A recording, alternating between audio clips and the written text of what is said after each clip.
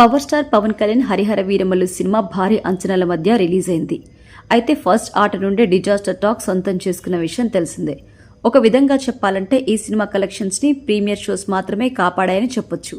నిన్న రాత్రి తెలుగు రాష్ట్రాల్లో ప్రీమియర్ షోస్ వేశారు. కలెక్షన్స్ అన్ని ప్రాంతాల్లో రికార్డు బ్రేకింగ్ రేంజ్ లోకి వచ్చాయి. కానీ ఆ ప్రీమియర్స్ నుండి వచ్చిన నెగిటివ్ టాక్ రెగ్యులర్ షోస్ మీద చాలా పడింది. మార్నింగ్ షోస్, నూన్ షోస్ వరకు పర్వాలేదు అనిపించింది. కానీ తర్వాత మ్యాట్నీ షోస్ మాత్రం బాగా పడిపోయాయి. మళ్లీ ఫస్ట్ షో నుండి ప్రధాన నగరాల్లో వసూలు పుంజుకున్నాయి. కానీ ఆశించిన స్థాయిలో మాత్రం లేవు. పవన్ గత సినిమా బ్రోకి ఇంతకంటే భారీ వసూలు వచ్చాయి. బుక్ మై షో యాప్ గణాంకాల ప్రకారం ఫస్ట్ డే ఈ సినిమాకి 2 లక్షల టికెట్లు మాత్రమే అమ్ముడుపోయే అవకాశం ఉంది. ప్రస్తుతం బుక్ మై షో యాప్లో ఈ సినిమాకి గంటకి 10,000 టికెట్లు అమ్ముడుపోతున్నాయి.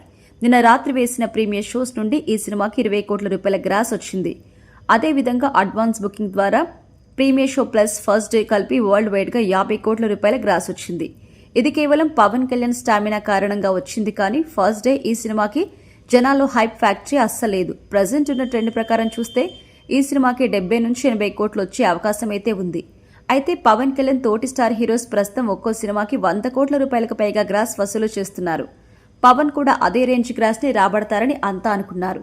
కానీ సినిమాకి ఘోరమైన టాక్ అయితే వచ్చింది.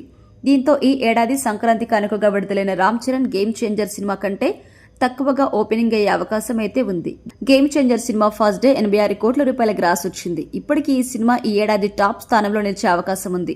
సో రామ్ చరణ్ తన కెరియర్ మొత్తం మీద పవన్ కళ్యాణ్ పై ఎక్కువగా ఓపెనింగ్స్ వసూలను రాబట్టడం ఇదే ఫస్ట్ టైం అని కూడా అనుకోవచ్చు.